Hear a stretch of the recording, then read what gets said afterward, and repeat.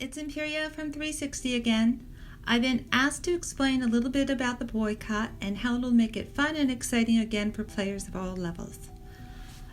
The Rebirth movement is asking Coke to shift its basic business model from one that relies on getting as much money as possible out of the 1% of players to a healthy one that serves players of all levels and in turn reaps the rewards for doing that successfully.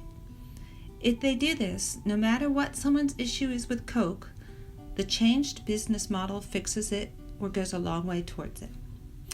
As Coke exists now, it is nearly 100% reliant on a tiny group of epic spenders.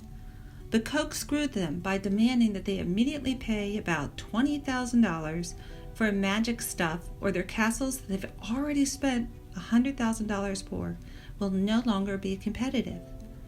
In doing this, Coke destroyed their ability to continue as a business, and it put the game on a fast track to death. The great news is that we have an easy-to-implement solution that will dramatically improve the game for players at every single level while assuring Coke long-term profitability. How is this accomplished? The most important thing is to set the cost of maxing any new feature to $1,000 and limiting new feature releases to once every 3 months. By offering the max feature level for 1K, they suddenly open themselves up to a vast new revenue stream. It's like Walmart. Sell a quality product for a low price to a mass market. They'll make a lot of money. Walmart's revenues are billions more than Ferrari. The market is just so much wider. Under the current model now, if a player spends $10, they really get nothing for it. For example, with the Magic Ball research, it's approximately $20,000 to get about 21.3% offensive damage. That's 0.01065 of 1% offensive damage for every $10 spent. Under the proposed model, you get over 20 times that. So all of a sudden, a tiny amount spent has a real measurable impact on your castle performance. When people get real value for their money, they spend. So by reducing feature costs, Coke will actually increase its revenue.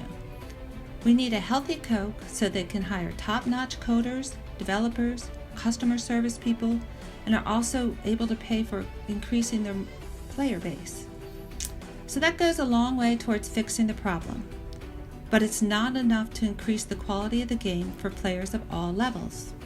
And that's where the 3-month window comes in. Instead of being in the position of getting hit with wave after wave after wave of new features, some of which cannot even be attained without spending, players will now have a solid 3 months to focus and grind, with the possibility of actually achieving the goal. Additionally, instead of being a game full of angry, frustrated, low and non-spenders, they're getting relatively nowhere with their games, many players will be achieving the feature at max strength. They will be enthusiastic because the rallies actually start to mean something. Non-spenders will have the opportunity to join them and be lifted with the rewards earned, in addition to the strength obtained through their own efforts, as all features can be reasonably obtained without spending.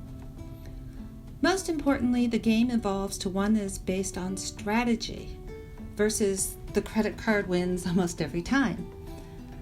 The entire game shifts back to one full of energy, having the majority of players happy and excited because they are actually accomplishing things and moving forward with useful progress.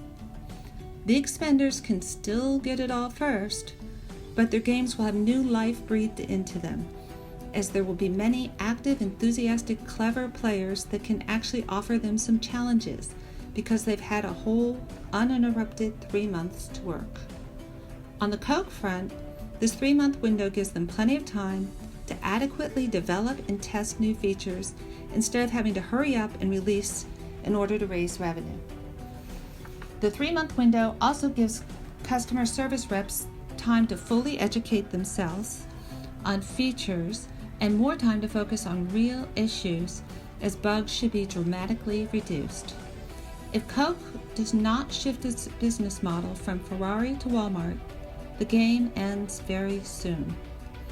Big spenders will not comply with quadrupled level of extortion to remain competitive, and the business is currently relying on them to be profitable. Instead, we have before us a chance to breathe new life into the game, filling it with players that are happy, active, and enthusiastic because their efforts are rewarded as they develop castles that can meaningfully participate in all aspects of the game.